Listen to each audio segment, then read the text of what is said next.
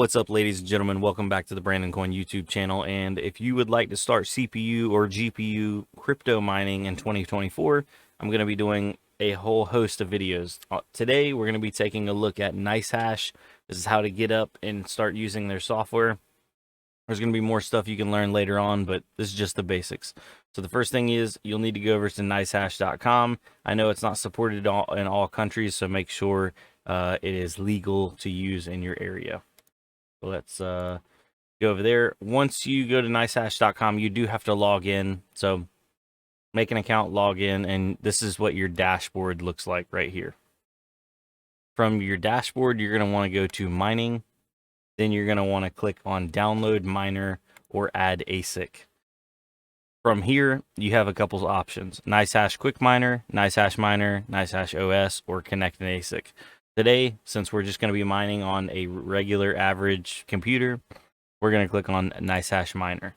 Then download NiceHash Miner, and you're going to copy this address. Now, my download's going through. Some people, depending on what kind of antivirus you're running, it may throw a fit because a lot of antiviruses flag mining software as malware or, viruses. Mainly because in the past, a lot of viruses had mining software to mine on your computer, but to pay out to somebody else. That's a whole nother topic. But yeah, so we're going to watch our download here. Downloading. I'm going to probably just reinstall mine over top of it, just to show you guys what it looks like. Once it is done downloading, then we're going to click on it. It's going to launch the installer. I accept terms. Next. We're going to do a clean installation. Install.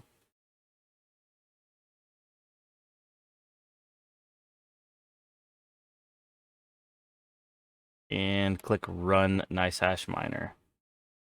From this point, you will need this address right here. So we copied that earlier. Make sure it's copied. And then NiceHash Miner will pop up. Here it is right here. It actually blends in with the background. So we'll click Next. We found this mining address in the registry. Do you want to use it?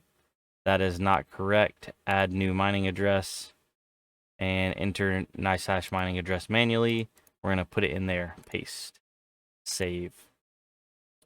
So from that point, the software now knows where to pay out or to put your hash power to your account. If you don't put that address in, it doesn't know where you're mining to or who you're mining to, all that kind of stuff. So we're going to let this load up. Give it a second. Didn't take too long. So depending on your system, you can mine on the CPU and you can also mine on the GPU. I do recommend downloading and accepting. By accepting, you download those additional miners so you can mine additional coins, because not always the same coin is going to be the best. All right, so it's loading back up, downloading the additional miners or loading them.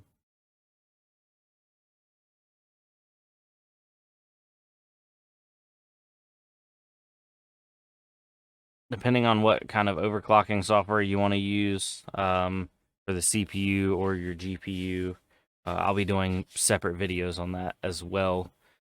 But you can just Google, for example, the algorithm and overclocks for your GPU. So like RX 580, Kapow overclocks. And a lot of times the mining chamber has awesome data on that. Now this is your normal screen. So whenever you launch NiceHash Miner, it'll look like this. You can go over to devices, and by default, your CPU is turned off. You can either turn that on or turn it off. I recommend leaving it off while you're benchmarking your 2060 or your GPU. I have a 2060 in here. Benchmarking is essentially running your GPU or your CPU on all the different algorithms. Some of them are turned off by default, but you run them to find out,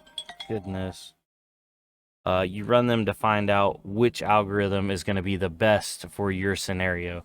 Once you know which one's the best for your scenario, or once the software knows which one's the best for your scenario, it'll automatically switch back and forth to keep the best one at the top.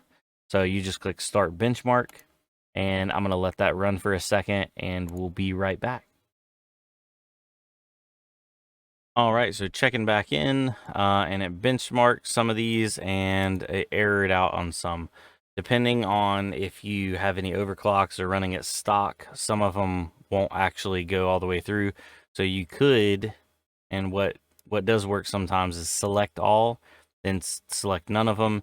Then you can select the one you have an issue with, and re-benchmark it. But for right now, that is etc hash. We don't even need to worry about that because it's not even that profitable. So let's go back and select the ones that did benchmark, and it looks like it did not benchmark Kapow, which that's a really good one for this card. But oh well, it is what it is. Now going back over to dashboard, everything that you have enabled, it'll automatically switch back and forth from for whatever's the most profitable. Then you just click start mining. This black window will pop up. That is completely normal.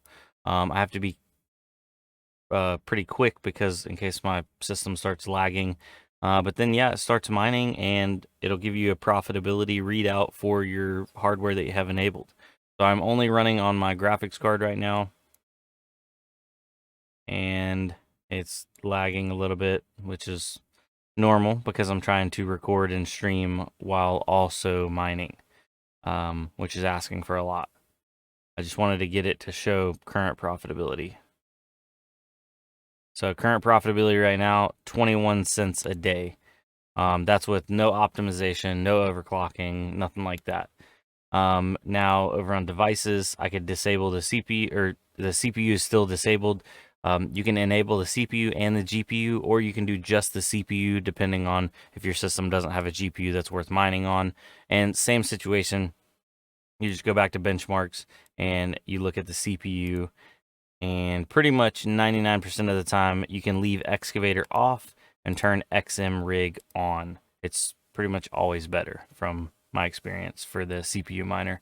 But yeah, anyway, other than that, ladies and gentlemen, you'll start mining, and once you go back to the web browser, nicehash.com, you can go to the rig manager, and it'll show up your rig right here, what it's mining, your wallet balance.